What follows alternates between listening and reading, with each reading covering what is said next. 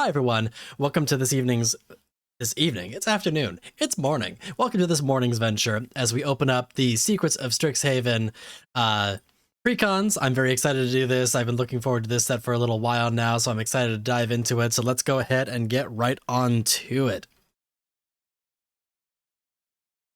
We're going off schedule from our regular programming as we don't really have a lot of time to be able to do streaming this week because, you know, adulting and life and all that fun stuff. But very excited to be able to at least get a little bit of content in today. So without any further ado, let's go ahead and jump right on into things and see what this new set has to offer us. I'm very excited to pop these open. There's two of these in particular that I've been really looking forward to, so I'm very excited to get a chance to unbox these live here with all of y'all. So let's take a look here and see what we got. We have the Prismari Artistry, our Azorius combo. We have the Silver Quill Influence with Orzhov, Witherbloom's Pestilence with Golgari, the Lorehold Spirit in our good old Boros, and the Quandrix Unlimited Simic. All of them bring something a little bit different to the table. All of them I'm very excited about. I definitely say I do have a particular favor towards the Witherbloom Pestilence and the Silver Quill Influence, not just because, you know, lore-wise I find them interesting, but also just these two are just within the colors that I enjoy and just very much just looking forward to those in general. In fact, for a while I've been trying to build a Dina deck that just didn't quite do exactly what it was that I wanted it to do, so I'm very excited to see what the precon brings to the table that I wasn't able to do myself. Hello, Mysterious Hand. Thank you for the looky. Mwah. Appreciate you so much.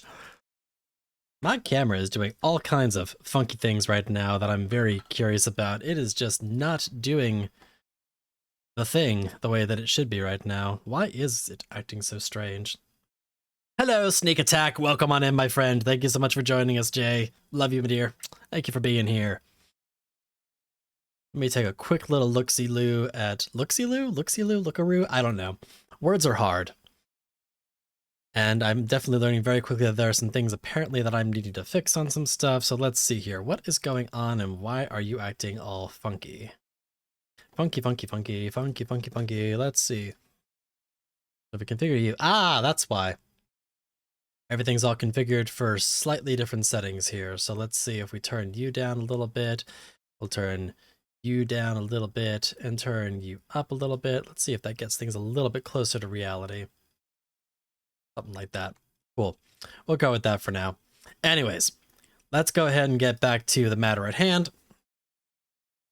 Get this leveled up a little bit here. Here we go. Okay. So, our 5 precons from the Secret of Strixhaven set. Let's go ahead and crack these guys open. I only have a little bit of time today because I have to be a responsible adult and all that fun stuff.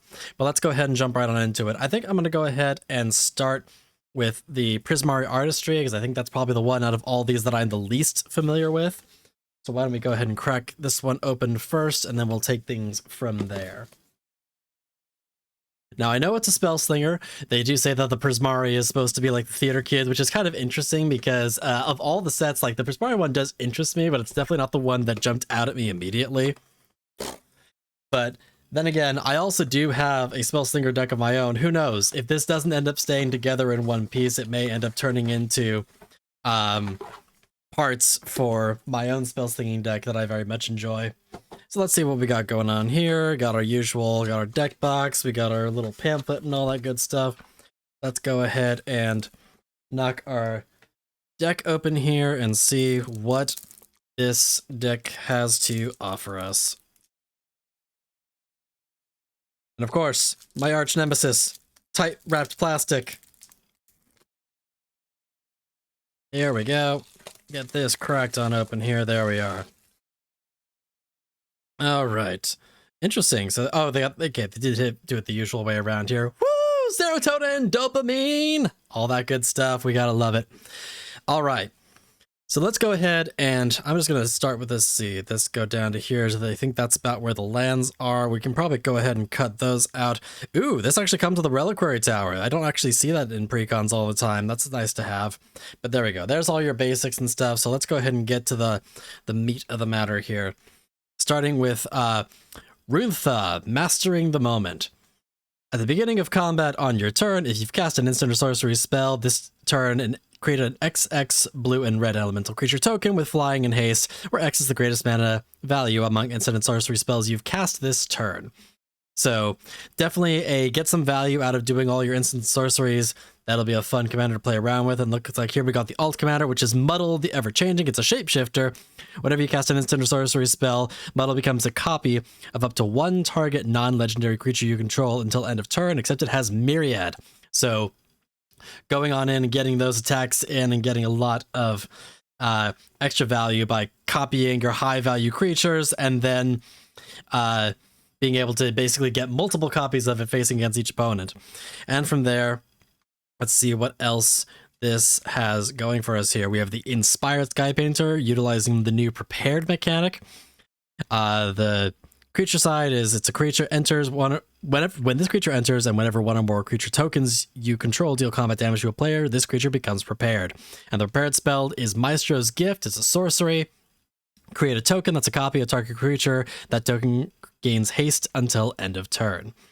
So nice little way to be able to get some more value. Cast a spell, get a token. Abstract Performance, exile the top 4 cards of your library in a face-down pile, then exile the top 4 cards of your library in a face-up pile. An opponent chooses one of those piles, put that pile into your graveyard. Look at the cards in the other pile. You can cast a spell from among them without paying its mana cost, and the rest go into your hand. So some good card draw, and again, a nice little choice mechanic that involves having the other players choose what's going to go into your hand. This is not a new mechanic, but definitely one that's always kind of a fun little way to get some involvement from the table. The Digger Focus Mage. It has instants and sorcery spells you cast cost 1 less to cast, so some cost reduction. That's always good. Whenever you cast an instant or sorcery spell with mana value 5 or greater from your hand, this creature becomes prepared. And the prepared spell is Brain Geyser. It's an X spell. Target player draws X cards. Pretty standard. Got to get your card draw. Blue is definitely good for their card draw mechanics, so definitely a nice way to be able to get some solid card draw in there. The Leitmotif Composer. Of course, we have to get a bard in here, because, you know, you gotta.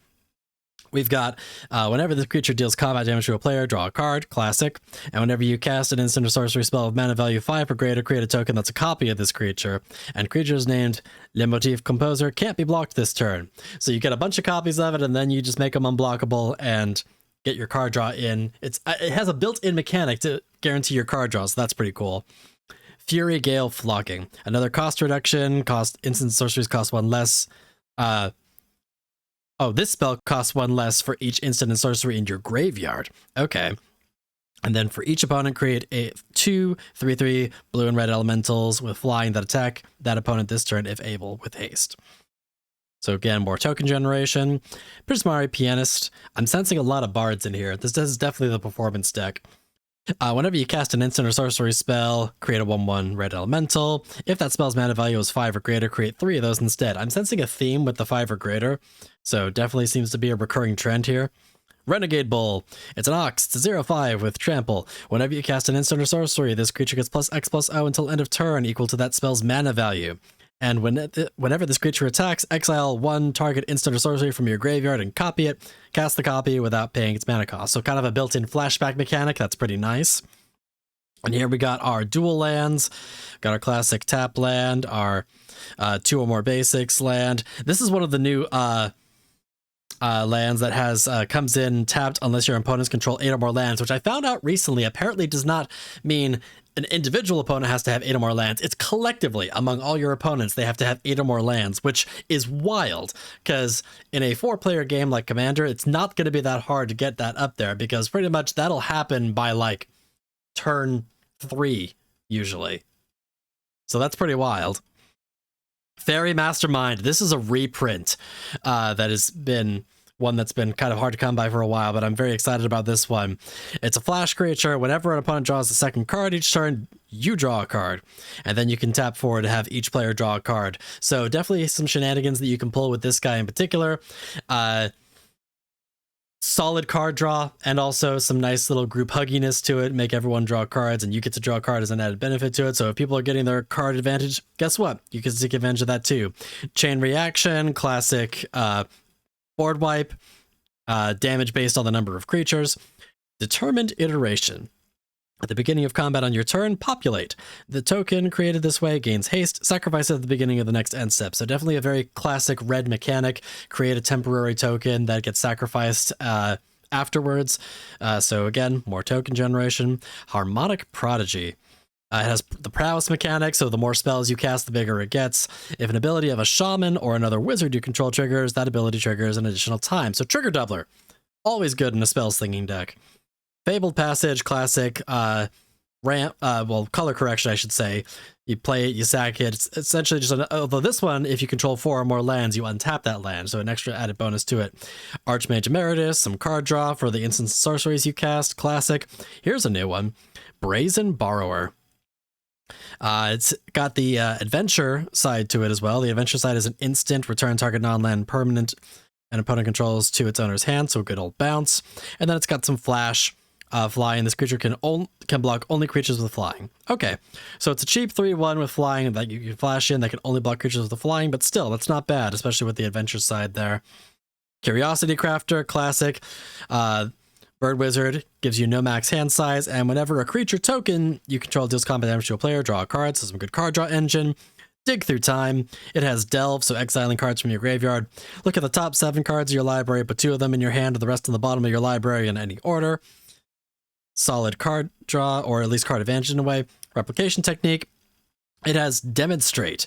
When you cast the spell, you can copy it. If you do so, an opponent may also copy it. Players choose new targets for their copies. So a spell that can keep on going over and over and all that good stuff. But create a token that's a copy of target permanent you control. Solid. Rite of Replication. I have a copy of this in one of my other decks, but yes, this is a good one for token copying as well. For 4 mana, you create a token that's a copy of target creature, and if the spell is kicked, you create 5 instead. So get some high value cards that you get lots and lots of copies of, and it can do some wrecking real quick. Hey, War, welcome on in, my friend. Thunderclap Drake. Instants and sorceries cost 1 less, so more cost reduction. You can also tap 3 and sack it to sack this creature. When you next cast an instant or sorcery, you copy it for each time you cast your commander from the command zone this game. So kind of a storm based on your command zone casting. That's kind of cool. Blast at, classic removal. Chaos Warp, classic interaction. Creative Technique, another Demonstrate card. The opponents can play as well. Shuffle your library, then reveal cards on the top until you reveal a non-land card. Exile that card and put the rest on the bottom. You can cast the exiled card without paying its mana cost. And then Cursed Mirror, copy any creature on the battlefield temporarily, otherwise it's a mana rock. Dance of Calamity, shuffle your library as many times as you choose. You can exile the top card of your library. If the total mana value of the cards exiled this way is 13 or less, you can cast any number of spells from among those cards without paying their mana cost. Interesting. So that's kind of a almost kind of like a blackjack sort of a thing, where you're just trying to get to 13 without going any higher. The blackjack's 21, but similar concept and all that. I know this isn't Silksong at all. We're going to be getting back to Silksong hopefully next week. This week is a little bit rough when it comes to work, but I really wanted to get these packs open. And this is a sweet card, Matt. Thank you. I actually really love this, Matt, quite a lot. It's by an artist that I've been following for a little while, who also did the art for my card sleeves for my Chatterfang deck. I love them very much. Their username is slipping my mind at the moment right now. I'll have to look it up momentarily, but I can definitely post that into the Discord, information on where to find them. But I highly recommend their art. I love them. They're an amazing artist. Goldspan Dragon, classic. 4/4 haste. Whenever this creature attacks or becomes the target of a spell, make a treasure. And treasures basically count for double mana. So just amazing value for what it is. Manaform Hellkite. Whenever you cast a non-creature spell, you get a dragon token that gets exiled at the beginning of the next end step. So again, cast spells, get tokens. Very on theme with the deck. Mirrorwing Dragon. When you cast a single target spell, instant or sorcery, you get to copy it for each other creature that player that it targets controls. So definitely a fun one. I like this card a lot in concept. I've yet to actually been able to find a good use for it, so I'm curious to see how it interacts in this deck. Plargan Nasari. At the beginning of your upkeep, each player exiles cards on the top of their library until they exile a non-land card. An opponent chooses a non-land card exiled this way. You may cast up to 2 spells from among other cards exiled this way without paying the mana cost. So basically, you get to go through their library, they choose a card they don't want you to cast, and you get to cast the other ones. Redoubled Sword Slinger. You make tokens based on the number of tokens you made. Riona Fire Dancer, more tokens. Rousing Refrain, add 1 for each card in target opponent's hand. Until end of turn, you don't lose this mana as steps at phrase's end. Exile Rousing Refrain with 3 time counters on it. Ooh, so you get to cast it multiple times over and over again and all that good stuff. Hello, Thomas. Yes, this is more cards. Yes, the stream finally loaded. Hello, welcome on in, my friend. Lovely to have you here. And yes, this isn't Silk Song. I do recognize that. We're hoping to try to get back to that next week in case you missed that earlier while you were loading on in. Surge to Victory. Exile target instant or sorcery card from your graveyard. Creatures you control get +X/+0 until end of turn. Well, X is that mana value. Whenever a creature you control deals combat damage to a player this turn, copy the exiled card. You can cast the copy for free. And then we've got Twin Flame. The spell costs 3 more to cast for each target beyond the first. Choose any number of target creatures you control. For each of them, create a token, accept it as haste that lasts until the end of turn. Always good stuff. Gotta love that. If you ever go virtual, you can use that rose red and make it into a bard. You ever go? Oh, I see what you're saying. Yeah, absolutely. Yes, more expensive cardboard. Volcanic Salvo. It costs X less to cast, where X is the total power of creatures you control. Deals 6 damage to each of up to 2 targets and or planeswalkers. All the good stuff. Look, everyone has their thing. For me, it's my cardboard. Brutaclad Telkur Engineer. This is a token generator. Or creature tokens you control have haste, so a haste enabler. And at the beginning of combat on your turn, you get a mirror. I've actually been thinking about putting this into my mirror deck for a little while now, so seeing a copy of it in this precon, I'm curious to see how it plays out in here. It may end up getting hijacked and put into my mirror deck. I don't know. We'll see. We'll see. Galazeth Prismari. When it enters, make a treasure. Artifacts. It basically turns artifacts into treasures that can only be cast on instants or sorceries. That's kind of cool. Magma Opus, classic Spellslinger card. 4 damage divided as you choose among any number of targets. Tap 2 targets, create a elemental creature, and then draw 2 cards. Or you can just discard this card and create a treasure. Classic. Prismari Command, another one. 2 damage to any target. Target player draws 2 cards. Or target player creates a treasure. Or destroy a target artifact. Choose 2. So another choice one, Varan, Voice of Duality, a must-have in any Spellslinger deck. Whenever you've cast or copy an instant or sorcery spell, it gets +1/+1. So essentially kind of like Prowess, but specific to instants and sorceries. And it also copies instants, or if casting or copying an instant or sorcery triggers an ability, it triggers it a second time. So more trigger doubling. Sad Robot, classic. Here we got our fun lands. Ooh, there's a unique one in here. Hall of Oracles. It has a color correction built in, and you can also tap it to put a 1/1 counter on target creature, only as a sorcery, and only if you've cast an instant or sorcery this turn. Restless Spire. It's a land that also has a built-in token generator.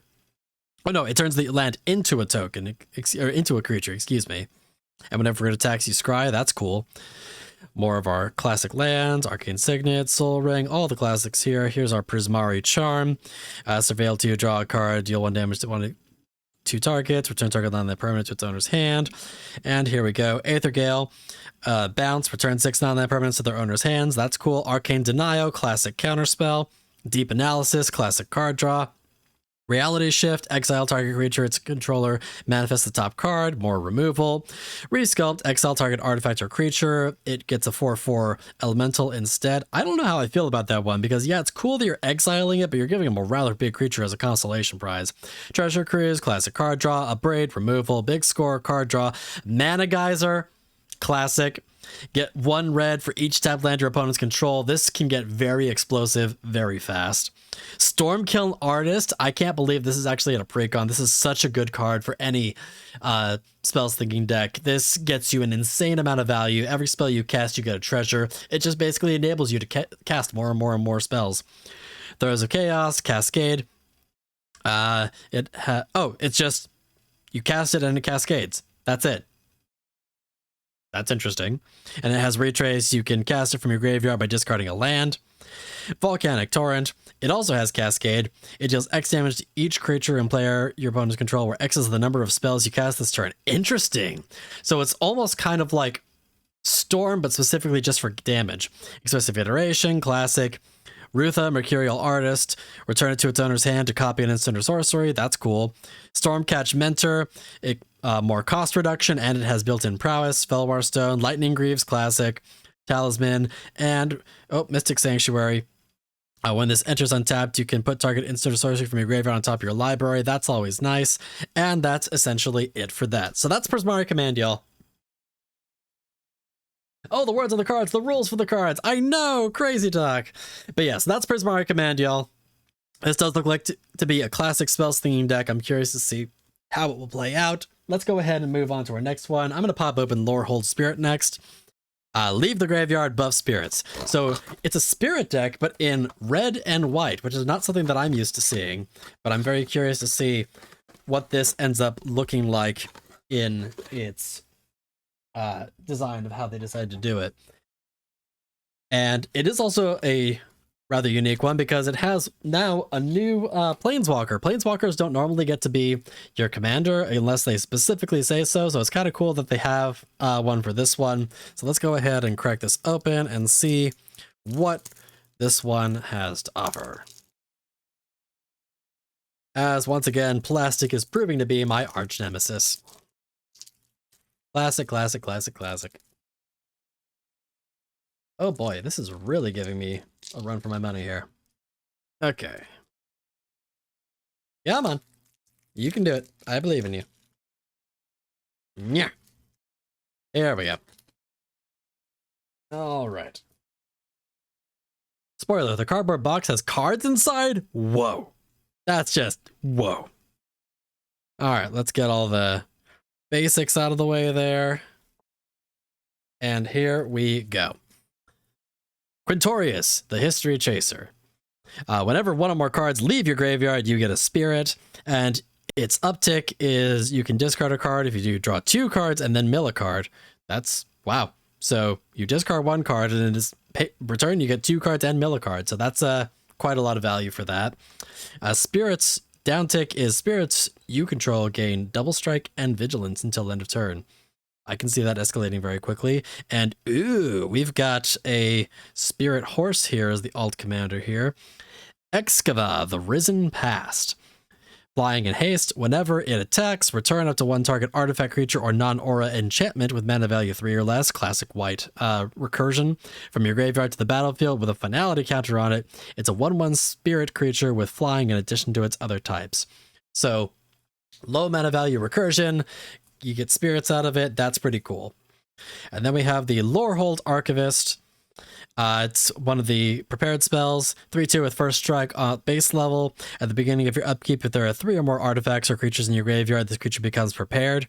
Wow, so that doesn't take a lot. You literally just have to have stuff in your graveyard and then it does what you already want it to do. And the prepared spell is a sorcery, restore relic, exile target artifact or creature from your graveyard and create a token that's a copy of it. Okay, so just more recursion. Get stuff out of the graveyard, and yeah, that's pretty cool. Augusta Order returned, 1/3 flying spirit. When Augusta attacks, each player exiles a card from the graveyard. When 1 or more non-land cards are exiled this way, you get that many 1/1 counters on target attacking creature. So it attacks, you get to do some graveyard hate on people, and you get counters for it. So again, getting benefit for doing what you already wanted to do anyway. Ceaseless Conflict, destroy all creatures, so good board wipe, and then get a 3/2 red and white spirit token for each non-token creature you controlled that was destroyed this way. Okay, so a nice little way to turn a full board wipe into getting some value out of it because you still get creatures out of it, so that's kind of nice. Vanguard of the Restless, spirits you control get 1/1 for each time you've cast your commander from the command zone, and whenever a spirit you control enters, you can pay 3 to return this card from your graveyard to the battlefield. Okay, so some nice built-in recursion, and it gets all your spirits bigger based on the number of times you cast your commander. So again, nice added value. Ooh, we've got an enchantment class. That's the first one I've seen so far from this set. At the beginning of your first main phase, mill a card, then exile a card from your graveyard at random. You can play the exiled card this turn. And then the level 2 is whenever 1 or more cards leave your graveyard, this class deals 2 damage to each opponent. And then, oh, so some built-in burn right there, that's cool. And then the level 3 spells you cast from anywhere other than your hand cost 2 less, so some really solid cost reduction there. And honestly, those level ups are not that expensive. That's a lot of value for how cheap that card is. Fateful Tempest, Council's Dilemma. Starting with you, each player votes. Oh, we've got a voting card. For past or present, you mill a card for each past vote. Then Fateful Tempest deals damage to each opponent equal to the total mana value of cards milled this way. Exile the top card of your library for each present vote. Until the end of your turn, you can play the exiled cards. That's fun. Notcommon Lore Spinner, another prepared card. At the beginning of your upkeep, if a player has one or fewer cards in hand, this creature becomes prepared. And, oh, you got Wheel. We've got a wheel in here. Wheel of Fortune. Each player discards their hand, then draws 7 cards.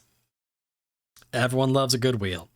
Relic Retriever. First strike, at the beginning of each end step, if a card left your graveyard, create a treasure. So again, getting benefit for what you're already wanting to do with the deck anyway. Spirit of Resilience. Whenever one or more cards leave your graveyard, put a 1/1 counter on this creature.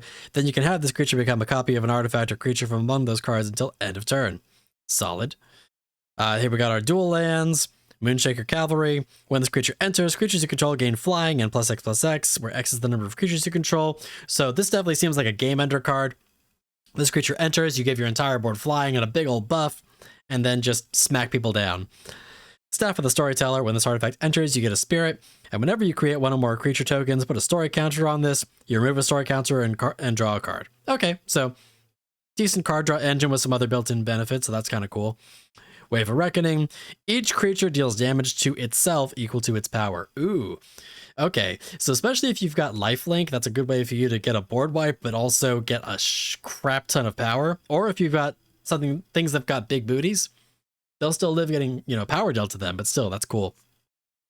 Angel of Indemnity, more recursion, and it has Encore, so you can cast it from the graveyard too. Ow, the Dawn Sky. Flying and Vigilance. When Ow dies, choose one. Look at the top 7 cards of your library. Mana value 4 or less, classic recursion.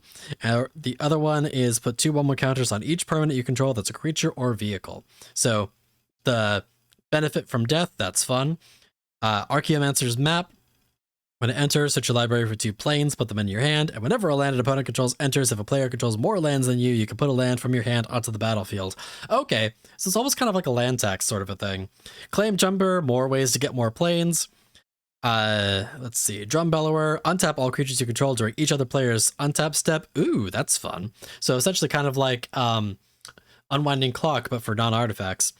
Guardian of Faith, Spirit Knight, whenever this creature enters, any number of other target creatures you control phase out, so some nice flash-in protection. Guardian Scale Lord, classic recursion. Karmic Guide, flying protection from black. When this creature enters, return target creature from the graveyard to the battlefield. I'm sensing a theme here. Monologue Tax, there's a classic. When an opponent casts their second spell, you get a treasure. Ooh, that is a classic piece right there. Remorseful Cleric, sacrifice it, exile target player's graveyard, so graveyard hates good. Selfless Spirit, board protection. Sarah Paragon. Once during each of your turns, you can play a land from your graveyard or cast a permanent with mana value 3 or less from your graveyard. When you do, it gains this. When this permanent is put into a graveyard from the battlefield, exile it and you gain 2 life. Interesting. Sabine's Reclamation, classic recursion. Skyclave Apparition. When this creature enters, exile 1 target non-land, non-token permanent you don't control with mana value 4 or less. When this creature leaves the battlefield, the exiled card's owner creates an XX blue illusion token. X is the mana value of the exiled card. Sun Titan, classic recursion. Takasha's Welcome, solid card draw engine for mana value 3 or less. Tragic Arrogance. For each player, you choose from among the permanents that player controls an artifact, a creature, an enchantment, and a planeswalker. Then each player sacrifices all other non-land permanents they control. So I get to choose which ones you keep, you lose the rest. Haha. What Orchid Phantom? When it enters, destroy 1 target non-basic land. As a controller can search their library for a basic land, put it onto the battlefield. Atuchi, another. Atsushi. I can never say their name right. Atsushi of the Blazing Sky. Another one that benefits on death. Exile some cards or make some treasures. Conspiracy Theorist. When the creature attacks, you can pay 1 and discard a card to draw a card. Whenever you discard 1 or more non-land cards, you can exile one of them from the graveyard and cast it this turn. Okay, that's kind of interesting. So it gives you benefit from discarding the cards because you can still cast them. That's kind of fun. Layla the Blade Reforged, 2/2 with haste. Whenever it attacks, exile the top card of your library. You can play it this turn. Whenever 1 or more cards are put into exile from the library or from your graveyard, you get a 1/1 counter on it. Nice. Balefire Liege gives buffs to reds and whites. Whenever you cast a red, it deals 3 damage to target player or planeswalker. Whenever you cast a white, you gain life. Palfrey Ghostforge, spirits get buffed, get trample, and get haste. Whenever you another non-token creature you control dies, you exile it, and if you do, you create a token that's a copy of it. That's a spirit. It's in addition to its other types, except that it gets exiled when it dies. Fun times. Gregorius, Lore Master. Vigilant. At the beginning of each end step, exile target non-creature non-land card from your graveyard and create a 3/2 white and red spirit token. You can also tap 3 and sacrifice a spirit to choose target card exiled with it, and you can cast that card this turn without paying its mana cost. If that spell will be put into a graveyard, put it on the bottom of the owner's library instead. Lots and lots and lots of recursion. Venerable Warslinger. Vigilance Trample. Whenever this creature deals combat damage to a player, you can return target creature card with mana value X or less from your graveyard equal to the amount of damage this creature dealt to that player. Bitter Thorn. I've been curious about this card. Solid equipment that's a living weapon, so it comes in attached to a creature, gives the creature +1/+1, but whenever the creature attacks, you can search your library for a land and put it onto the battlefield, so a great way to ramp up very effectively. Currency Converter, solid card draw engine, whenever you discard a card, you can exile that card from your graveyard and draw a card, then discard a card, or you can tap it to put a card exiled with this artifact into your graveyard and create a treasure from it. Or a token. Battlefield Forge, here we are, we're getting into our lands here. Area of the Sky Ruin. This one's interesting. This land is tapped. If at the beginning of your upkeep, if you control 7 or more planes, you can return target creature card from your graveyard to the battlefield. Oh, so just having planes in general, it's not a one and done. You can continuously do it. That's pretty cool. And we got more of our other stuff here. Let's see. Lotus Field, hexproof. When it enters tapped, when it enters, sacrifice 2 lands, add 3 mana of any one color.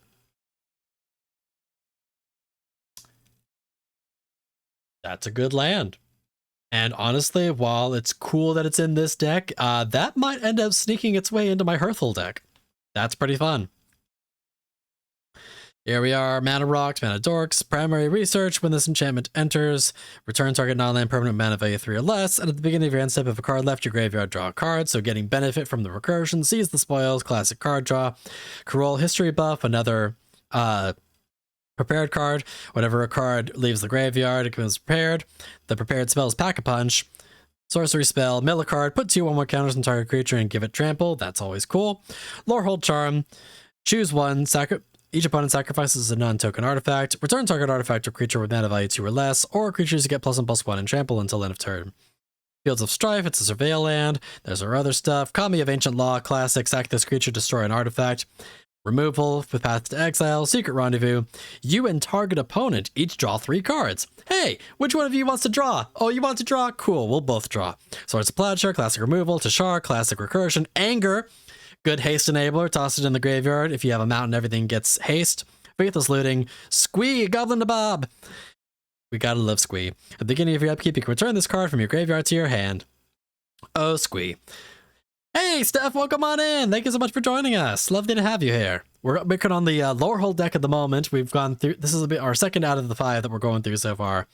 Quatorius Field Historian, spirits get +1/+0. Whenever one or more cards leave your graveyard, get a 3/2 spirit. That's always cool. Rip Apart. Rip Apart deals 3 damage to target creature or destroy target artifact or enchantment. Containment Construct. Whenever you discard, you can exile that card from your graveyard to play it. I'm sensing a theme with these cards here because there seems to be a lot of stuff that's like, hey, if you play it this turn, you can do it. Felbar Stone, Milliken, classic mill card, Mindstone, Patchwork Banner, good for creature types. Perpetual Timepiece, classic mill, Scryland, Mistveil Plains, put target card from your graveyard on the bottom of your library only if you have 2 more white permanents, so again, more recursion. There is so much recursion in this deck, it's kind of amazing. But yes, this definitely seems like a fun one. I don't actually have a Boros deck yet, so it'll be kind of interesting seeing how this deck plays out, especially because I've not experienced spirits in those particular colors before, so that's going to be kind of a fun one to play with. I've heard good things about this deck, and I'm very excited to try it out. Something about recursion and library token and land. Yes, I know I'm giving a lot of information very quick. I'm limited on time for what we're able to do today, so I'm trying to get as much information out as quickly as possible. So I understand if I'm going a little bit fast, but please, by all means, if you ever need me to slow down at any point, just tell me and I can definitely hold it back for a little bit. Although I know, Thomas, most of this is probably gibberish to you, but even so, just let me know and I'm happy to slow down. All right, 2 out of the 5. Let's go ahead and go to Quandrix Unlimited. Slowing down would not help. That's fair. I'm speaking an entirely different language. That's okay. Gibberish at any speed. All good. All right, let's see what our lovely Zamone has going for us right now. I know this deck has to do with counters and expels. So it does very much the Simic thing. Your hair is super shiny. Thank you. I actually, funny enough, just came back from getting it cut today, so I'm actually very excited about that. So thank you for noticing. I appreciate that. Much pretty. Aw, thank you, thank you, thank you. My hair does feel very fluffy and I feel very refreshed, so you know, it's good times. Thank you. Appreciate that.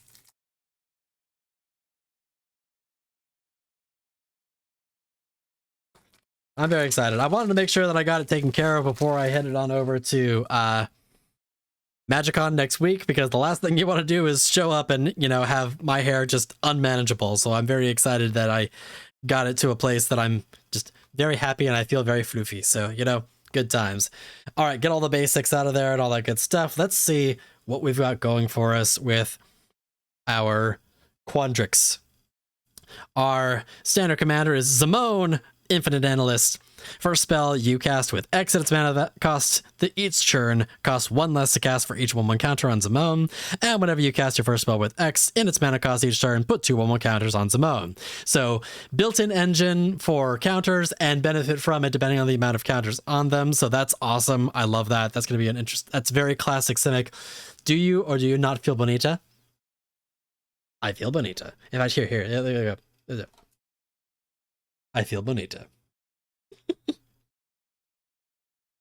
And our secondary commander here, we've got Primo, the Unbounded. It is an X spell in and of itself. It's a fractal wolf with trample. It's a 0/0. It comes in with twice X 1/1 counters.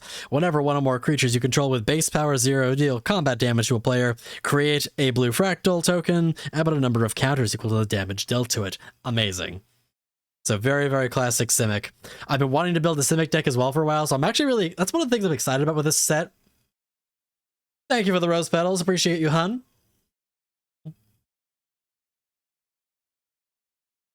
Some classic rose petals for the bonita. I love it. I love it. I'm here for it.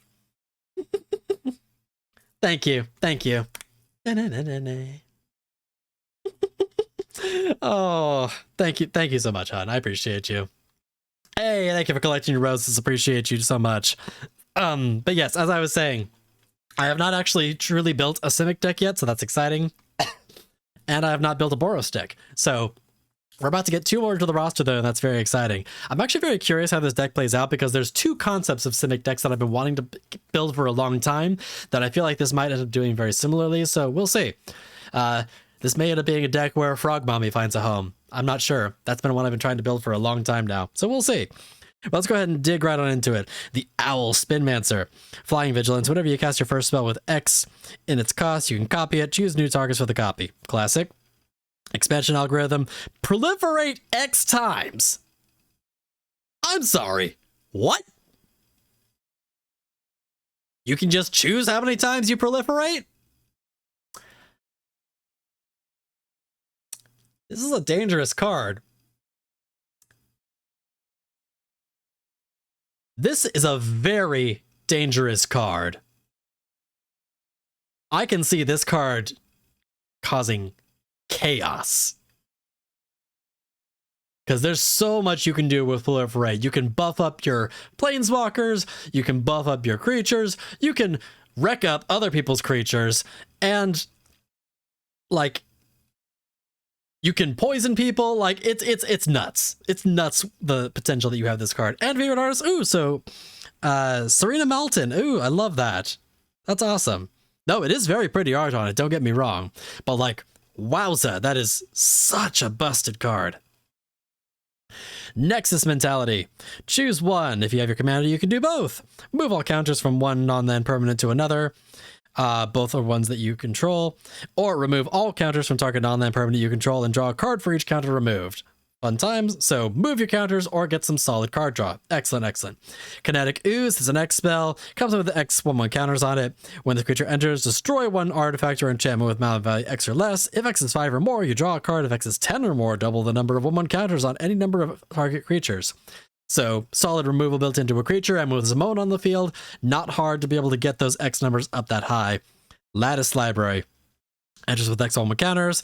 When this creature, when it's enchanted, enters, whenever you cast your first spell with X, you get a fractal token, and put a number of 1/1 counters on it equal to the number of study counters on this enchantment. Solid, solid. Nev, Practical Dean. Ooh, such pretty hair. Speaking of pretty hair, look at that hair. That is such pretty hair. Creatures you control with counters on them have trample, so trample enabler. Whenever you cast your first spell with X and its mana value each turn, put that many 1/1 counters on Nev. Solid, solid. Yavimaya Bloom Sage. Ooh, I've been hearing about this one. So the creature side of it, it's another prepared spell. At the beginning of your end step, put a 1/1 counter on target creature you control. If that creature's power is 7 or greater, this creature becomes prepared. Once it's prepared, you can cast Channel. Arguably one of the most busted spells out there. There's a reason why it was banned in Commander for such a long time. Until end of turn, anytime you can activate a mana ability, you can pay 1 life, and if you do, add a colorless mana. Literally using life as a resource. Pay life, get mana. It's ridiculous. It's insane value. And it's now built into a prepared mechanic on a card. Mind you, the threshold for having it have to have a power of 7 or greater is high, but like the way it's built into this deck, I don't see that as being a hard threshold to meet, so I can see that getting busted real quick.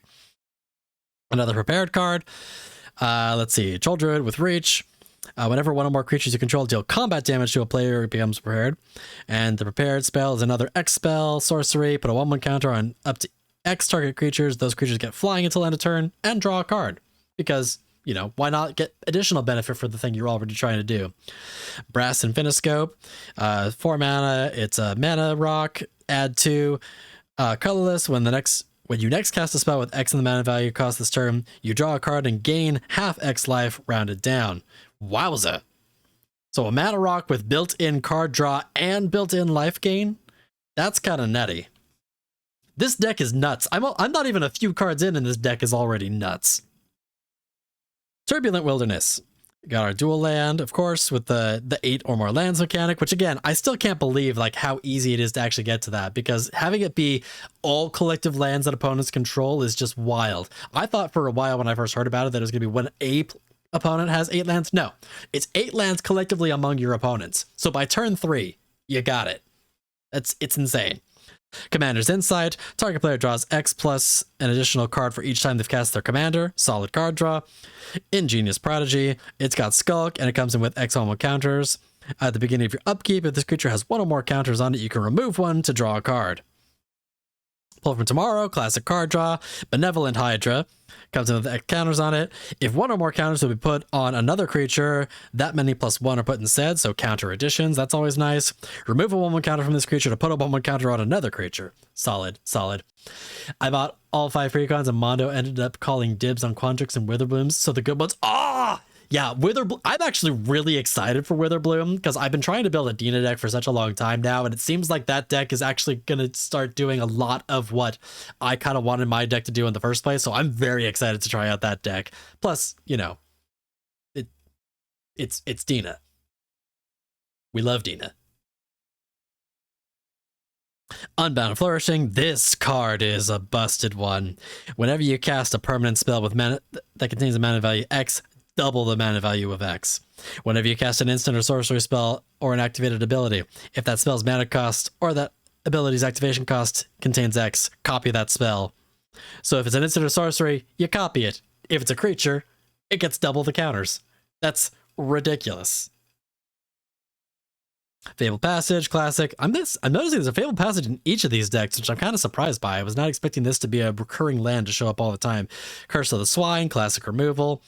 Dika, Fractal Theorist. Magecraft, whenever you cast or copy an instant or sorcery, you get a token. You get counters on it, and you can also tap 4 to make this target creature token unblockable. Entrancing Melody. Gain control of target creature with mana value X. Okay, so just another yoink card. That's always fun. Perplexing Test. Return all creature tokens to their owner's hands. That's a weird way to say destroy all creature tokens, but, you know, fair. Or return all non-token creatures to their owner's hands. Stroke of Genius. Target player draws X cards. Solid card draws. Amon's Hypothesis. Put a number of 1/1 counters on a creature.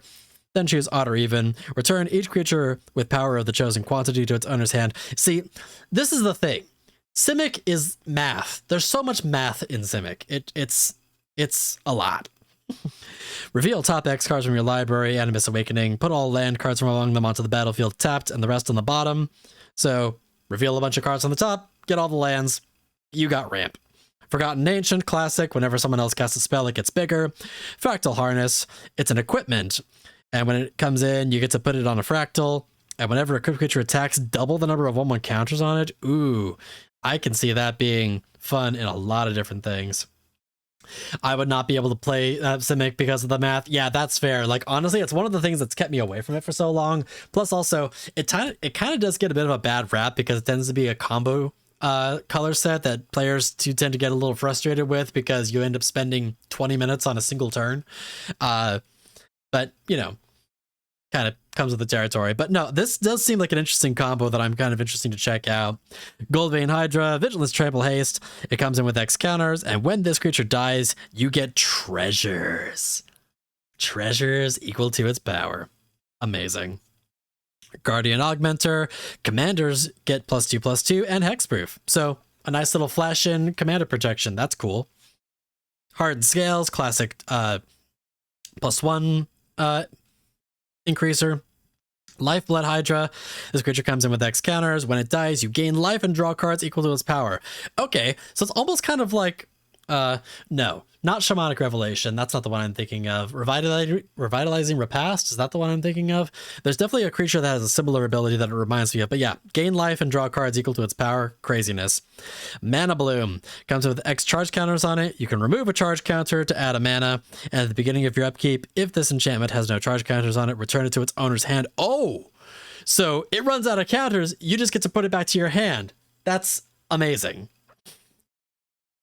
I was wondering how you were going to be able to get additional value out of this, especially if you don't have a lot of proliferate, which I am wondering if there's, well, I guess there is that one proliferate card, but I'm curious how much more proliferates in this deck, because basically if it runs out of counters, it's like, oh, out of counters, recharge. Open the way. X can't be greater than the number of players in the game. Reveal cards on the top of your library until you reveal X land cards. Put those lands onto the battlefield tapped and the rest on the bottom. Oh, wow. So literally, in a commander game, you got 4 players in the game. It guarantees you 4 lands for 6 mana. That's kind of nice. That's kind of wild. Let's see. If I tried to play, I go nuts trying to understand what everyone else's cards did. Like, you play a fresh cut slice card that chops. Yes. Especially a modern commander, I can understand that the barrier to entry can be a little bit high for new players sometimes, and I totally understand that. Ooh, Ozolith. This is a classic. This is a really, really good card. If one or more counters will be put on an artifact or creature you control, that many +1 are put on it. And you can also tap 2 and tap it to put a 1/1 counter on target artifact or creature. Solid. Solid, solid, solid. Primal Might. Target creature you control gets +X/+X and then fights something. Make it bigger, have it fight something. Primordial Hydra comes with X on 1 counters. At the beginning of your upkeep, double the counters on this creature, and it has trample as long as it has 10 or more counters. Yeah, I can see that getting out of control real quick. It's basically a Mossborn Hydra, except that you guarantee it's already going to start bigger, and it's just going to keep getting bigger and bigger. Silk Guard, classic protection, put a 1/1 counter on each of up to X target creatures you control, and auras, equipment, and modified creatures you control get hexproof until end of turn. Steelbane Hydra, it's a Hydra that destroys things, always good. Altered Ego, this is a classic. This spell can't be countered. You can have this creature enter as a copy of another creature, except it has X 1/1 counters on it. Biomass Mutation, creatures you control have base power toughness X until end of turn, so big old board buff. Elusive Otter, here we have it's an adventure spell. The adventure side is Grove's Bounty, distribute X 1/1 counters among any number of target creatures, and the creature side has prowess. Creatures with power less than this creature's power can't block it. Interesting.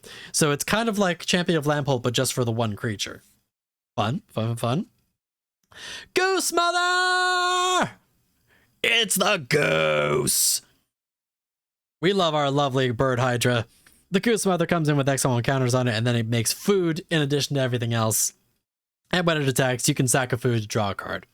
Classic. We love our Goose Mother. Hydroid Crisis. I've been looking at this card for a little while. When you cast the spell, you gain half X life and draw half X cards. Round down each time. Flying and trample, this creature enters with X 1/1 counters on it. More of a honk than a hank, but still. Oversimplify, exile all creatures. Each player gets a 0/0 fractal and a number of 1/1 counters equal to the total power of creatures they controlled that were exiled this way. So everyone gets a big old creature, but all their creatures gone. You trade all your creatures for one big creature.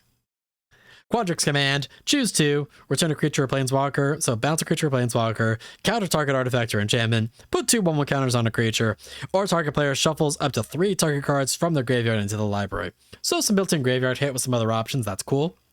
10th on our Quadrix, it's an Elder Dragon with flying and trample. When it enters, double the number of 1/1 counters on target creature, and when it attacks, you may have the base power and toughness of other creatures you control become equal to 10 Zir's Quadrix power toughness until end of turn. Holy smokes. So it attacks, it buff everything.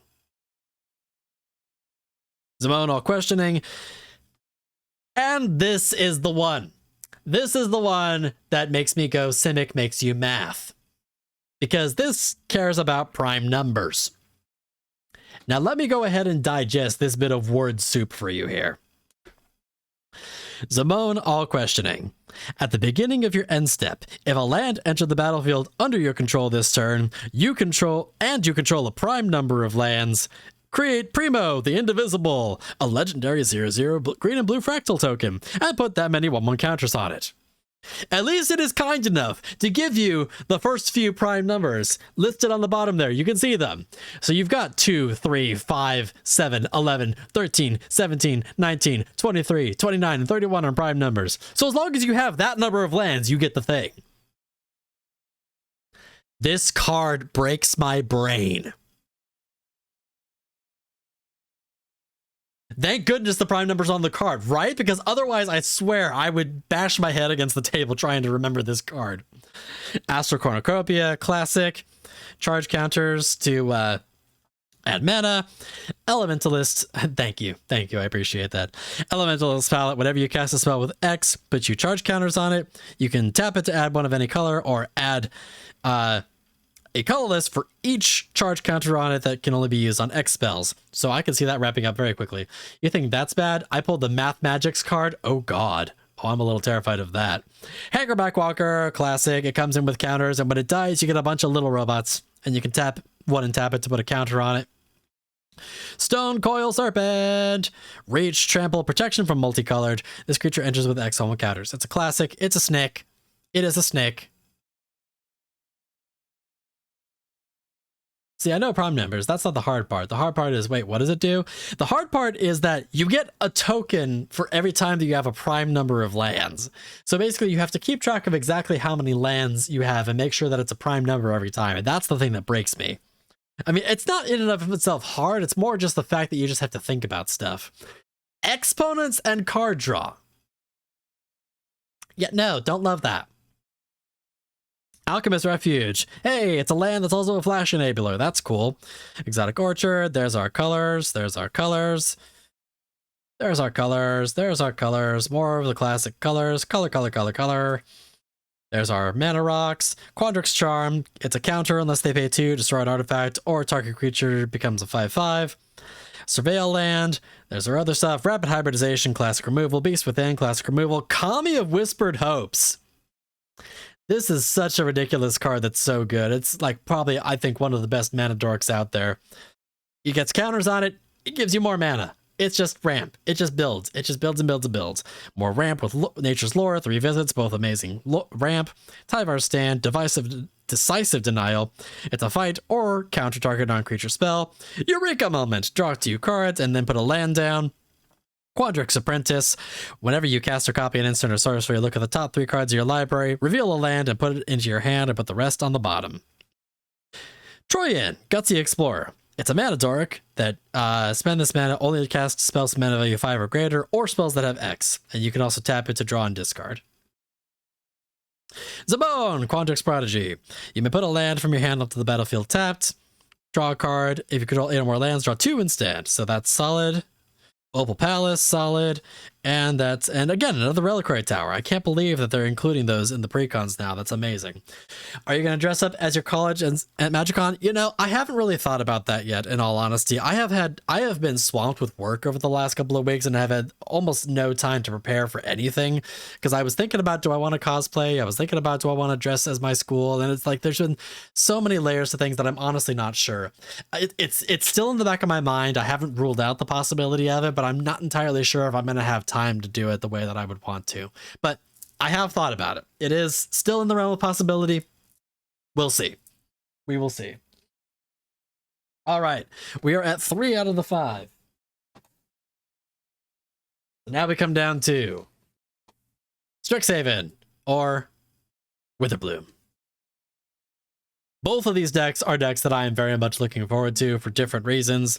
I've always enjoyed Silver Quill, but Dina's my gal. We love Dina.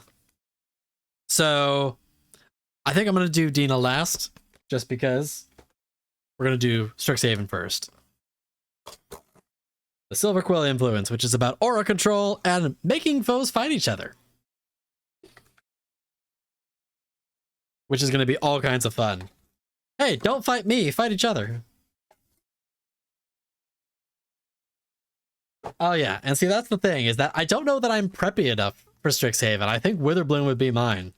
But at the same time, the other part of it as well is because, like, I don't know that I am, like, I'm here for the gothy side. I don't know if the planty side is me. So it's like, I don't know. It's like, I feel like I would exist somewhere in between Strixhaven and Witherbloom. I don't know. But either way, I'm definitely pro Witherbloom.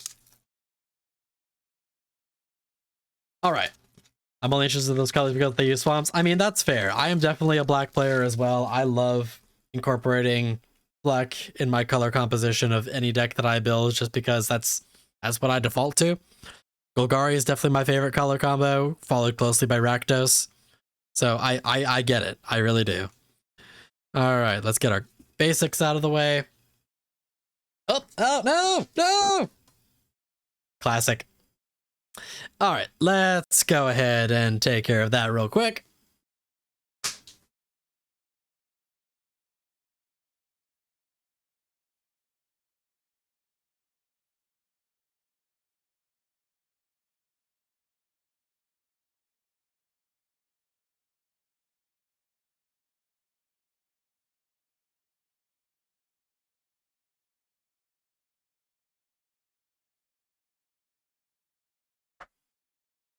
There we are. Oh, you know, we just dropped all of our cards. No, luckily it was only the basic lands that we dropped, but still, it's like, no! Card dropping is never fun. We don't love card dropping.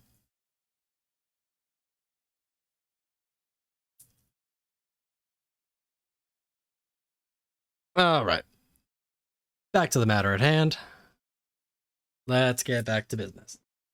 I want to make a black-red deck, but I lost a whole black deck. I don't know where or how. Yeah, black and red Rakdos is one of my favorite decks, actually, is in those colors. It's my my Demons Devils deck, which also has a altar of Alistair for the commander from Has Been Hotel Classic. Each college is multi-circular, so you don't have to pigeonhole yourself to plants entirely. That's fair. That is fair. 52 card pickup. Not quite, fortunately. It was only a couple of cards, but still.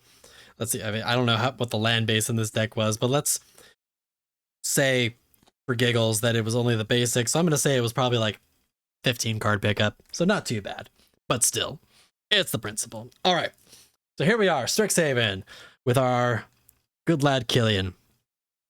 Killian, Decisive Mentor. Whenever an enchantment you control enters, tap up to one target creature and goad it, making your opponents have to attack anyone but you, if possible. Whenever one or more creatures are enchanted by an aura you control... whenever one or more creatures that are enchanted by an aura you control attack, draw a card. So built-in card draw is always good.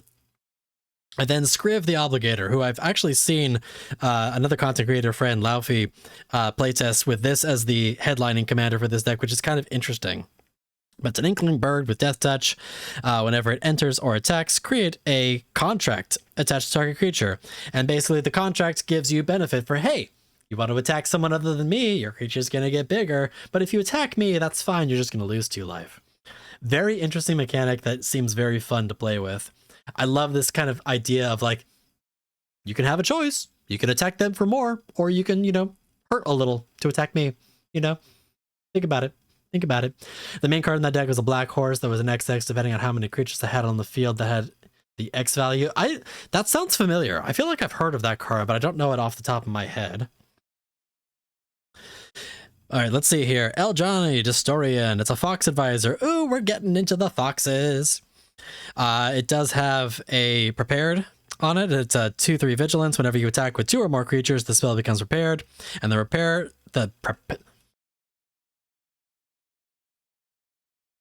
words are hard. Let's try this again. When it becomes prepared, the spell is Replenish. It's a sorcery. Return all enchantment cards from your graveyard to the battlefield. That is always beautiful in an enchantment-based deck. So good. So good. Being able to cast Replenish multiple times is so nice. Forum Filibuster. At the beginning of your upkeep, you get an Inkling, and when you do, return an aura or equipment from your graveyard to the battlefield attached to that Inkling. Solid. Herald of Amity. When this creature enters, exile the top 8 cards of your library, cast an aura from among them without paying its mana cost, and put the rest on the bottom. And when this creature attacks, it gets +X equal to the number of auras you control. Am I okay there, buddy? No, I'm really not. But we're here. All right, let's get back to the matter at hand. Changing Loyalty. It's an aura with Replicate. So when you cast it, you can copy it for each time you pay its replicate cost. Enchant creature. When that creature dies, return to the battlefield under your control. So some nice little, hey, it dies, I steal. Coercive Impetus. It's another aura. Enchant creature, which gives it +1/+1 and goaded. And when the creature attacks, you draw a card and lose 1 life. So, hey, guess what? Don't attack me and I get to card draw off of it. That's cool. Intermediate Chirography. It's a enchantment class. Level 1, make an Inkling. Level 2, when you lose life for the first time, put a 1/1 counter on a creature you control. And level 3, at the beginning of each end step, if a modified creature died under your control, you get an Inkling. So, solid Inkling generation. Defacing Duskmage. Another prepared spell, 2/3 dog with Death Touch. Whenever an opponent draws their second card, this becomes prepared. And it has an instant, draw 2 cards, each player loses 2 life. Solid, solid. All the artwork is sideways? Off the top? What are you talking about? Oh no, for this, it's not sideways. It's just the way that the card is designed, it has levels to it. So level 1, level 2, level 3, depending on how much mana you pay into it. Let's see, I got the Dust Mage, and here we got our dual lands here. Another Fabled Passage. Again, every single one has had a Fabled Passage. It's amazing. Eldrazi Conscript. Enchanted creature gets +10/+10, trample, and Annihilator 2. I know people are gonna love this card. Gross. Ajani is chosen. Whenever an enchantment enters, you get a cat. And if that enchantment is an aura, you can attach it to the cat. Kitty cat. Angelic Destiny. This is such a good card. Enchanted creature gets +4/+4, flying first strike, and is an angel. And when the creature dies, return this card to its owner's hand. Why not also make it flying and invulnerable? I mean, yeah, why not? Heck, +20/+20, why no? Yeah, let's not make the card even more ridiculous than it already is. Archon of Sun's Grace, classic for any sort of enchantment-based deck. It makes Pegasus, and the Pegasus have lifelink. Classic. Armored Sky Hunter. When this creature attacks, look at the top 6 cards, get an aura or equipment onto the battlefield. If an equipment is put onto the battlefield, you can attach to a creature you control, put the rest on the bottom. Combat Calligrapher. It's a bird cleric. Inklings can't attack you or planeswalkers you control. And whenever a player attacks one of your opponents, that attacking player creates an Inkling. Hey, you want to attack an opponent, you get extra stuff to attack with. So, yeah. Yes, I'm aware that you have Eldrazi Conscription in your regular Killian deck. I've seen it. Twitch. Eidolon of Countless Battles, classic. This creature and enchanted creature you control gets +1/+1 for each creature and each aura you control, so it just gets bigger and bigger the more stuff you got on the board. Fire Main Commando. It's an angel soldier. Whenever you attack with 2 or more creatures, you draw. Whenever another player attacks you with 2 or more creatures, they draw if none of them attacked you. Solid. Solid. Gift of Immortality. Classic protection. Enchant creature. When enchanted creature dies, return to the battlefield under its owner's control, and return this card to the battlefield attached to that creature at the beginning of the next end step. Such a good creature such a good enchantment to include in a deck like this. It's not that bad. I mean, yes, I acknowledge that it is 8 mana, but no one likes Annihilator, let's be real.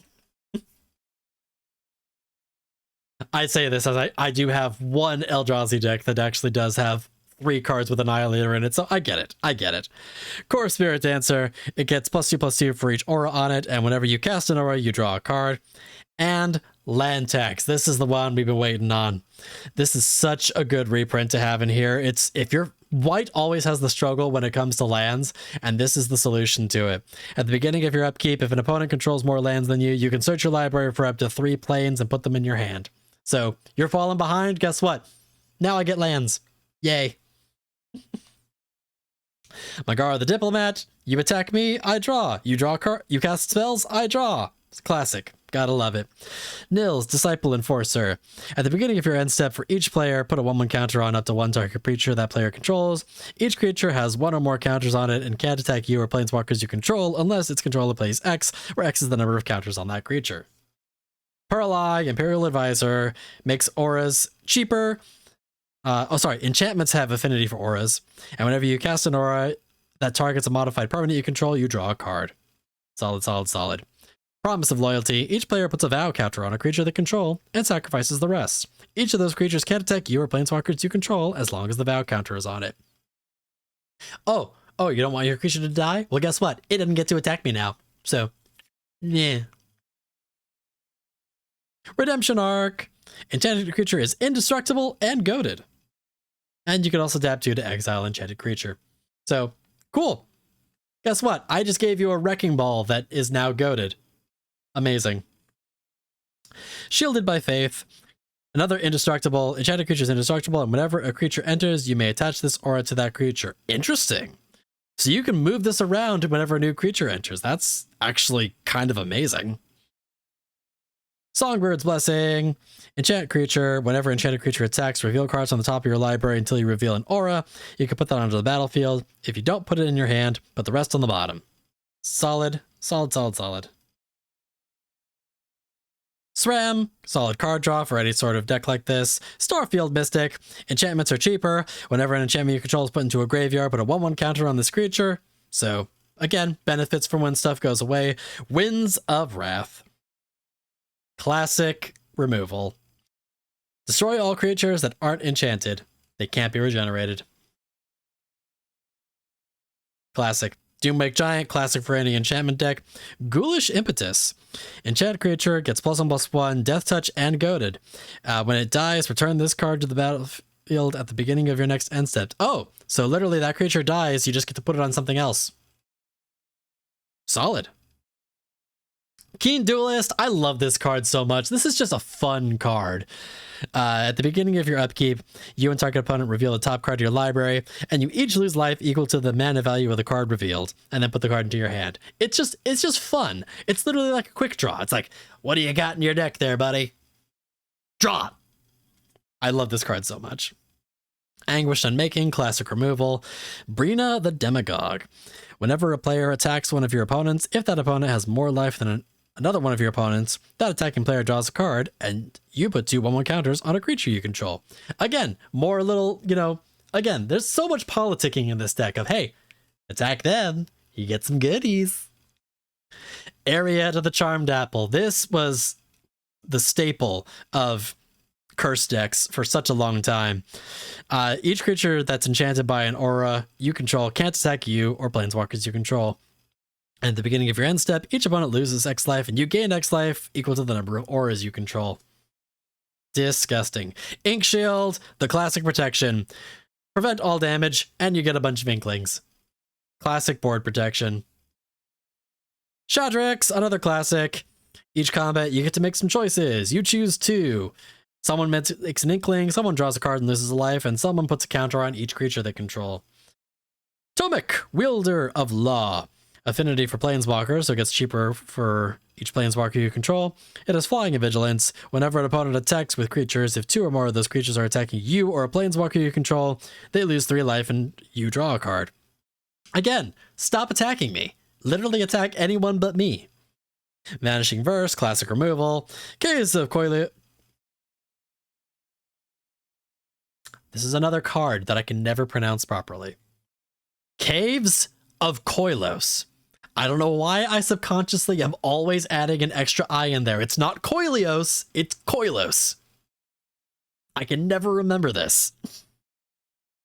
More of our color correction lands, all the other classic lands. War Room. Tap 3, pay life equal to the number of colors in your commander's color identity and draw a card. Okay, not bad, not bad. Flickering Ward. When it enters, choose a color and gives a creature protection from that color, and you can bounce it back to your hand to play it again at another point. That's pretty cool, actually. It would be nice if it had flash. That'd be even more amazing. Potato, tomato, I know. Fallen Ideal. Enchant creature gets flying and sacrifice a creature. This creature gets +2/+1 until end of turn. And when it's put into the graveyard, returns its other hand. I'm noticing there's a lot of auras in this deck that bounce very easily. That's really cool. Scream from Within. Enchanted creature gets -1/-1, and when it dies, return this card from your graveyard to the battlefield. A nice way to be able to wipe someone's board of tiny creatures, or just make a big creature slightly less intimidating. Mana Rock, Mana Rock. Here's the rest of our basic lands there. Here we go. Chains of Custody. Enchant creature you control. When this aura enters, exile target non-land permanent until this aura leaves the battlefield, and it gives your creature ward. Beautiful. Darksteel Mutation, the classic removal. This is such a pain in the ass to deal with in most circumstances, because you are, unlike in most circumstances, you put this on someone's commander, they become an insect. They're indestructible, but they're nothing else. They're just a little insect. And because that creature is still on the battlefield, you can't just recast it from the command zone. So it gets so gross. Ghostly Prison, don't attack me. Martial Impetus. Enchanted creature gets +1/+1 and goaded. Whenever enchanted creature attacks, each other creature that's attacking one of your opponents gets +1/+1 until end of turn. So send your entire board anywhere but at me, please. Thank you. Rafine's Guidance. Enchanted creature gets +1/+1. You can cast this card from your graveyard by paying 3 rather than paying its mana cost. So more recursion. Sage's Reverie. When this aura enters, draw a card. And for each aura you control that's attached to a creature. Gross. So much card draw there. Enchanted creature gets +1/+1 for each aura you control that's attached to a creature. Don't be a problem and you won't get turned into a bug. Look. Secret Rendezvous. You and target opponent each draw 3 cards. Hey, this is in the Lorehold deck too. Sentinel's Eyes. Enchanted creature gets +1/+1 in Vigilance, and you can escape it by exiling 2 cards from your graveyard. Shelter by Ghosts, classic.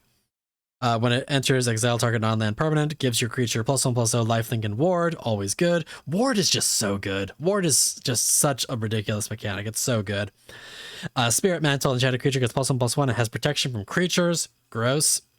Transcendent Envoy, auras are cheaper. Animate Dead. Ooh.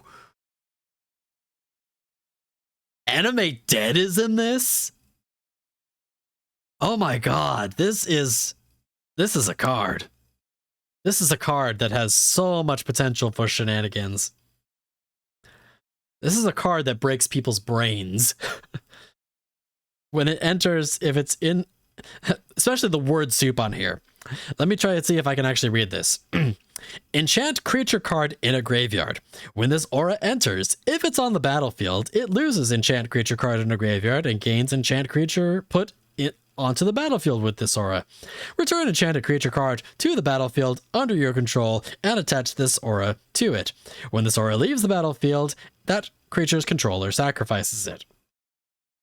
And the art on it is very pretty too. Bastion El Deharm. Amazing work. It's so pretty. But no, this is a ridiculous combo piece of a card that can just do all kinds of nutty things. Hateful Eidolon, classic. Parasitic Impetus. Enchanted creature gets +2/+2 and goaded, and whenever it attacks, its control loses 2 life and you gain 2 life. Fracture, classic removal. And there he is, the classic Killian. Lifelink, menace, and makes spells you cast that target a creature cost less. Belwar Stone, here's our rocks. Arcane Lighthouse, which, oh, wow. Until the end of turn, creatures your opponents control lose Hexproof and Shroud. I'm actually surprised that's an uncommon land. I would expect that to be a rare.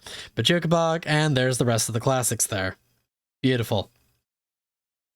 There's a lot of fun stuff in this deck. I can see this being an absolute powerhouse and an absolute way to just politic the table.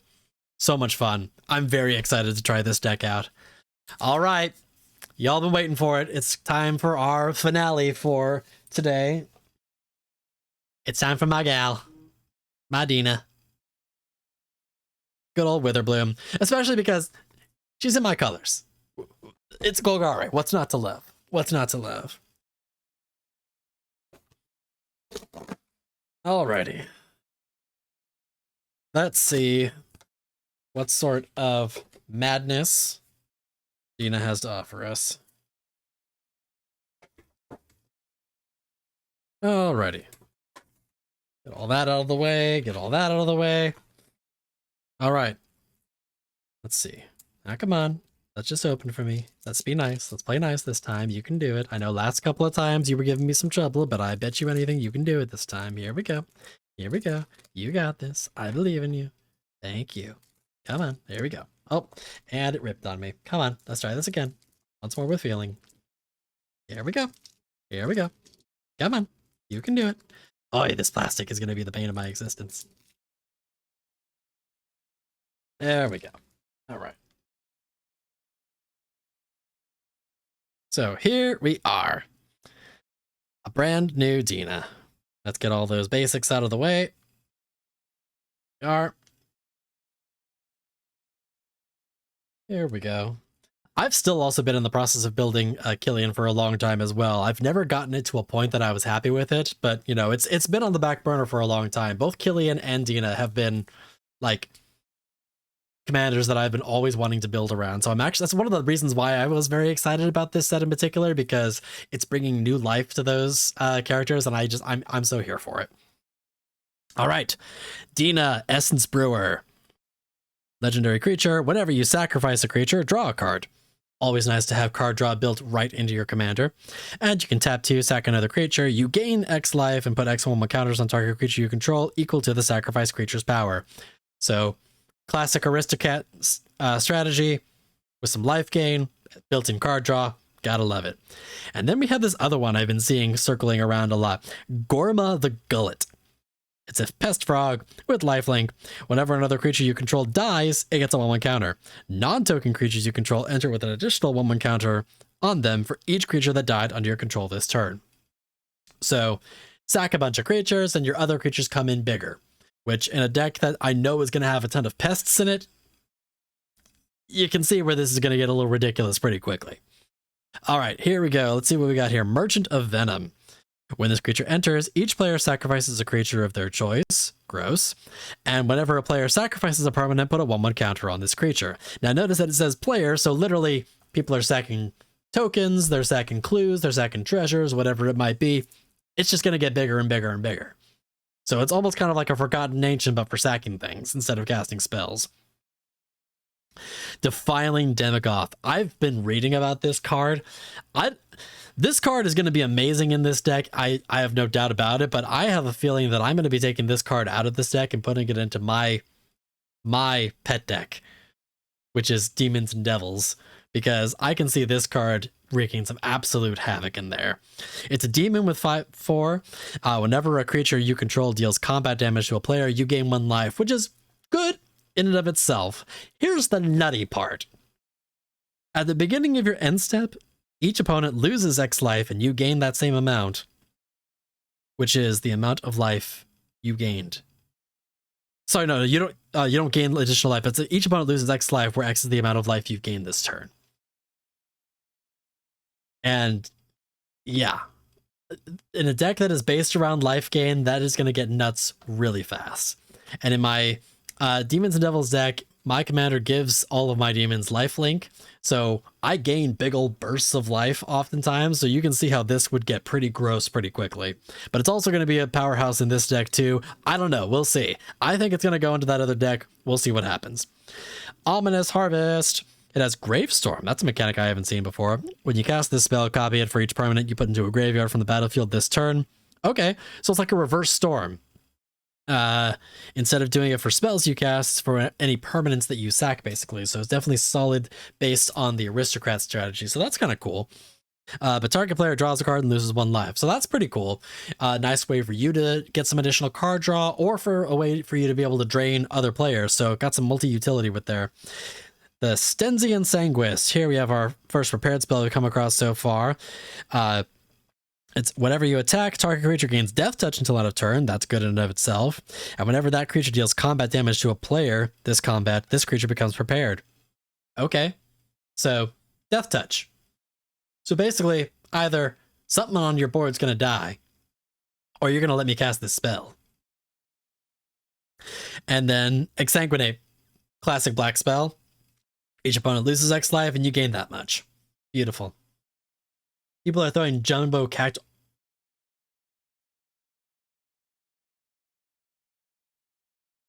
That's disgusting. That's just gross. For those of you playing the home game and are not familiar with what they just said, Jumbo Cactuar is a card from the Final Fantasy set that whenever it attacks, it gets a ridiculous buff to its power. Pretty much 9,999 power buff when it attacks. So think about that with Dina's ability. Sacrifice another creature and gain X life and put that many counters on a creature. You're about to put almost 10,000 counters onto a creature and gain 10,000 life. Disgusting. Disgusting. Feral Appetite. Attacking pests get +1/+0 and death touch. Nice. So nice little pest buff. Exile target card from a graveyard. If a creature card is exiled this way, you get a pest. Nice. So pest generation and buff the pests. Cool, cool, cool. Pet Rescuer. At the beginning of each upkeep, if you don't have a pest, you get a pest. And when this token dies, yeah, and if you would gain life, you gain that much life +1 instead. Okay, so it's kind of like Ophiomancer, except instead of getting snakes, you get pests. And some additional buff to life gain as well. Pretty cool. Rib Trust Roaster. It has Devour 1. As it enters, you can sacrifice any number of creatures, and it comes in with that many counters. That's pretty cool. At the beginning of each end step, create a number of pests equal to the number of 1/1 counters on this creature. Okay. So, make a bunch of pests, and based on the number of counters on here, I can see that getting pretty gross pretty quick. Well, next card is stuck. What do we got here? There we go. The Eccentric Pest Finder. It's another prepared spell. Trample at the beginning of each end step. If you've gained life this turn, the creature becomes prepared. And then you have the ability Turnstones. For each opponent, you create a pest. Okay. Solid. The only thing that I see about this that I can see being a little bit annoying to have to deal with is the idea that because it happens on the end step that the creature becomes prepared, you have to wait an entire turn cycle before you can use the ability. So that's a bit of a letdown, but still, 3 pests at a time for 2 mana? Not bad. Immoral Bargain. As an additional cost to this spell, sacrifice X creatures, and the number of creatures you sacrifice, destroy that many non-land permanents. Gross. Here's our lands. Oh, why are these things sticking together? Why are these cards sticky? Ophiomancer, that's the one I was just talking about. Each upkeep, you make a snake if you don't have a snake. Toxic Deluge, classic removal. Pay life, clear the board with however much life you lost there. Tendershoot Dryad, it has Ascend. So if you have the City's Blessing, it gets an additional benefit. At the beginning of each upkeep, you make a Sapperling, and Sapperlings get +2/+2 as long as you have the City's Blessing. Fun. It's a nice way to get some solid board presence. Another Fabled Passage. I think every single one of these has had a Fabled Passage. That's amazing. Blighted Mound. Classic in pest decks. Give your pest menace, and whenever you have a creature you control die, you get a pest. Beautiful. Sadly, I have to head out, but love that I was able to catch you. You take care, War. Pleasure having you here. Thank you for being here and hanging out with us. You go take care, and we'll catch you next time, all right? Bloodghast, classic. It has landfall, so it goes to the graveyard, and then if you play a land, it comes back to the battlefield, which is nice because especially sack its Dina, put 2/1/1 counters on something, play a land, you get it back. That's pretty amazing. Final act. Looks like a classic board wipe. Choose one or more. Destroy all creatures. Destroy all planeswalkers. Destroy all batters. Exile all graveyards. Each opponent loses all counters. Wow. This is like Farewell, but in black. Gross. Jadar, Ghoul Keep Caller of Nephalia. At the beginning of your end step, if you control no creatures with Decayed, you get a zombie with Decayed. So, off Beamancer, but for zombies. Nether Trader. It has haste, it has shadow. Whenever another creature is put into your graveyard from the battlefield, you may pay 1. If you do, return this card from your graveyard to the battlefield. Nice! Oh, that seems like a really good card for decks that care about sacrificing and bringing things back. That's amazing. Priest of the Forgotten Gods. It's a cleric. Sacrifice 2 other creatures. Any number of target players each lose 2 life and sacrifice a creature of their choice, and you get 2 mana and draw a card. Wowza! So, literally, you get some sack fodder in here, like some pests, which you're going to want to sacrifice anyway. And not only do you make everyone lose life and force an edict effect, you also get mana and draw a card. That is some insane value. Smothering Abomination. It's an Eldrazi. At the beginning of your upkeep, sack a creature. Whenever you sack a creature, draw a card. Beautiful. Gotta love it. Vanewitch Coven, classic. Whenever you gain life, you can recur a creature. Gotta love it. And Witch of the Moors. Whenever you gain life, edict. And you get to recur something. Gross. Woe Strider, classic. It's a free sack outlet. Just sack a creature, scry 1, and it has escape, so always beautiful. Yahenni, another free sack outlet. Whenever a creature an opponent controls dies, it's a 1/1 counter, and you can sacrifice a creature to give it indestructible until end of turn. Classic, classic, classic. Gotta love it. Awakening Zone, another classic. Each upkeep, you get an Eldrazi, so you ramp yourself up, but also get a nice little bit of sack fodder. Blossoming Bogbeast. Whenever the creature attacks, you gain life, and then creatures you control gain trample and +X/+X until end of turn, where X is the amount of life you've gained. Gain a bunch of life and give your board an insane buff. Gross. And trample. Oh man, that's a game ender right there if you play your cards right. Gilded Goose, classic ramp. What do we got here? The Mycoloth. It's a fungus with Devour 2, so again, sack creatures, it gets bigger.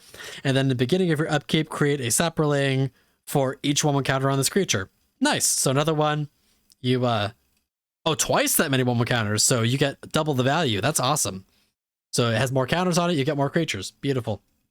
Oran Frostfang, classic. Attacking creatures have Death Touch, and if it hits a player, you draw a card. So again, you want to lose a creature, you want to let me draw a card.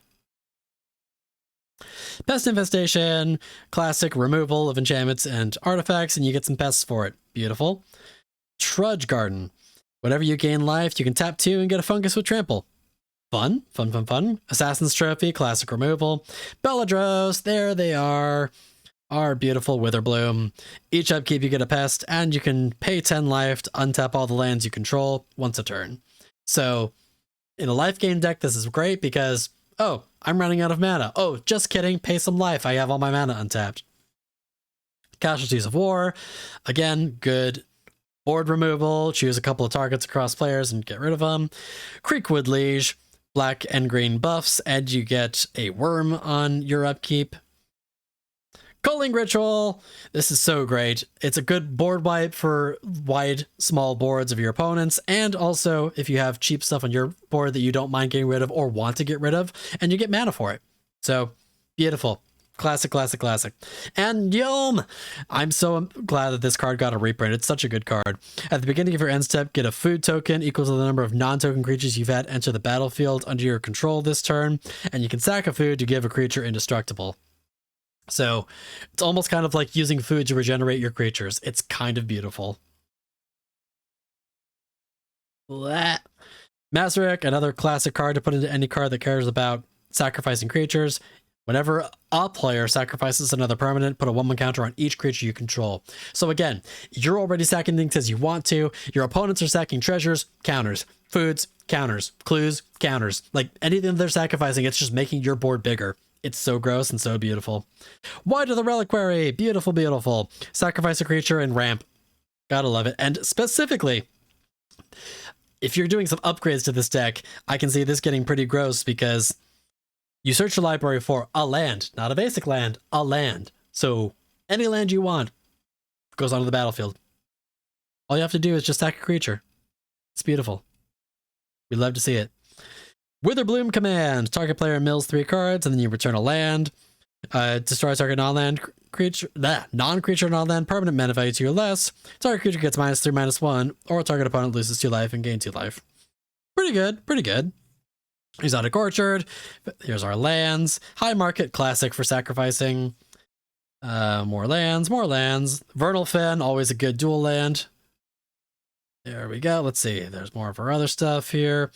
Arcane Signet, Soul Rain. There's our rocks. Teacher's Pet. It's a pest. Whenever this creature attacks, gain 1 life. And tap 2, return this card from your graveyard to the battlefield tapped. Ooh. Oh. It's like reassembling Skeleton, but better. That's amazing. So it's a 1/1 with Menace, so you get the value from it. And when it attacks, no need to hit, just attack. You gain 1 life, and if it dies, so what? Return it from the graveyard to the battlefield. It's like a better reassembling Skeleton. That's amazing. Oh god, there we go. Come on, there we go. Witherbloom Charm. You can sack a permanent to draw 2 cards. You gain 5 life, or destroy target non-land permanent mana value 2 or less. Okay, so just boof something off the board. Surveil Land. Blood Artist, classic for any aristocrat deck. Creatures die, you gain life, and people lose life. Infernal Grasp, classic removal. Morbid Opportunist, classic card draw. Night's Whisper, card draw. Pawn of Ulamog. Whenever this creature or another non-creature you control dies, you get an Eldrazi spawn. That seems pretty good. Again, you already want to be sacrificing things anyway, so getting additional benefit from that, pretty cool. Plumb the Forbidden. Sacrifice creatures, get some card draw. Beautiful. Umbrecaller Zealot, free sack outlet, and you get to surveil. Beautiful, beautiful. Viscera Seer, another free sack outlet. There's a lot of free sack outlets in here. Zulaport Cutthroat, gain benefit when your creatures die. Cultivate, ramp. Elvish Mystic, classic mana dork. It's Steve! Everyone loves Steve. More ramp. Springbloom Druid, more ramp. Deadly Brew, I don't know this one. Each player sacrifices a creature or planeswalker of their choice. If you sacrificed a permanent this way, you may return another permanent from your graveyard to your hand. Okay, so sack something cheap, get something valuable. Pretty nice. And there she is, the classic Dina. Dina Soulsweeper. Whenever you gain life, everyone else loses life. Beautiful. Bold Divine Reclamation, classic. Draw a card when things die. Mortality Spear, it's cheaper if you've gained life. Destroy a permanent. Haywire Might, classic. I can't believe how much this has gone down in price. This used to be a much more expensive card. Bajukabog, and there's the rest of it. There you have it, folks. So, there you have it. The Strixhaven precons, there's a lot of fun mechanics in here, some new, some old. I'm very excited to play all of these. My usual rule of thumb whenever I get a precon is I always do love to take an opportunity to play it vanilla before I end up making any changes to it. I know I'm going to make some modifications to these decks over the course of time, so that's going to be a thing I'm going to look forward to playing around with, especially Dina and Killian, who are decks that I've been already trying to build myself. So taking the platform of what has already been built here and just adding my own personal flavor to it is going to be really fun. I'm really going to enjoy working with that. But y'all, thank you so much for being here. I know this is not our usual time, and thank you for your patience as we work through figuring out weird work schedules and all this other stuff. We are going to try and see if we can do another daytime stream sometime next week. It will be more of a gaming stream. I don't know if we're going to do Silk Song or something else. I'm probably going to do Silk Song. We'll see, but I want to make sure we get at least one more in. Otherwise, if anyone's going to be at MagicCon over the course of not this coming weekend, but the following weekend, the first weekend of May, please keep an eye out for me. You know me. I'm your humble discount bard. I would love to say hi to folks and meet new people. And also, I know there's plenty of other people I'm definitely looking forward to seeing in person, getting some games in. I'm actually really excited because my brother's actually coming along with me this time. So this will be kind of an interesting opportunity to hang out with them at a con, which is something I have not yet done. So this is going to be a lot of fun. Either way, it's going to be a really fun experience, and I'm really looking forward to it. So y'all, thank you very much for being here for this very exciting time. Looking forward to testing out all these new precons and seeing where they take us. So, as per always, I know you all have many choices in entertainment. Thank you as always for letting me be your discount bard. And yes, if you're at MagicCon, find me. I do have tokens that I will be giving out. So please, come and find me and come and get your discount bard treasure token. It looks a lot prettier in person. I will definitely show them in more detail when you see them. But please see me, get your treasure token, all that good stuff. And yes, excited to see y'all as well. It'll be so much fun. But y'all, have yourselves a wonderful rest of your afternoon, and I will see you all next time.